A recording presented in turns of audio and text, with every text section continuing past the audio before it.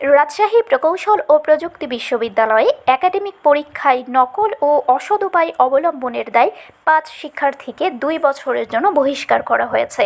মঙ্গলবার বিশ্ববিদ্যালয়ের board of ডিসিপ্লিনের সভায় অভিযোগগুলো পর্যালোচনা করে এই সিদ্ধান্ত নেওয়া হয়েছে। সিদ্ধান্ত অনুযায়ী ইলেকট্রিক্যাল অ্যান্ড কম্পিউটার ইঞ্জিনিয়ারিং বিভাগের ২০২১-২২ শিক্ষাবর্ষের ২ শিক্ষার্থী, কম্পিউটার সায়েন্স অ্যান্ড ইঞ্জিনিয়ারিং বিভাগের একই শিক্ষাবর্ষের ১ শিক্ষার্থী, প্রকৌশল বিভাগের ২০২৩-২৪ শিক্ষাবর্ষের ১ শিক্ষার্থী এবং যন্ত্রকৌশল বিভাগের ২০২৪-২৫ শিক্ষাবর্ষের ১ শিক্ষার্থী শাস্তির আওতায় পড়েছেন।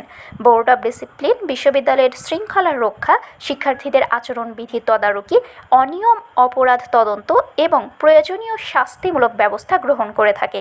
সংশ্লিষ্ট সভায় পরীক্ষার হলে অননুমোদিত উপকরণ বহন এবং ব্যবহারের অভিযোগ যাচাই বাছাই করা হয়।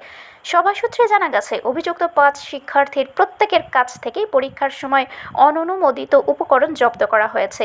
কারো কাছে হাতে লেখা নোট, কারো কাছে চিরকুট, আবার কারো কাছে বিষয়ভিত্তিক সূত্র ও তথ্য সংবলিত কাগজ পাওয়া যায়। তবে কর্তৃপক্ষ শাস্তি প্রাপ্তিদের নাম প্রকাশ করেনি।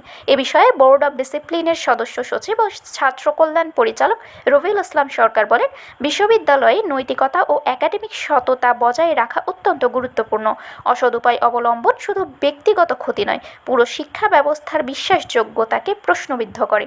এক্ষেত্রে জিরো টলারেন্স নীতি অনুসরণ করা হচ্ছে এবং ভবিষ্যতেও তা অব্যাহত থাকবে। বিশ্ববিদ্যালয় প্রশাসন জানিয়েছে, শিক্ষার সুষ্ঠু পরিবেশ বজায় রাখা এবং নৈতিক মানদণ্ড প্রতিষ্ঠায় এই ধরনের পদক্ষেপ ভবিষ্যতেও চলমান থাকবে। শারমিন শিমু, বরেন্দ্র টেলিভিশন।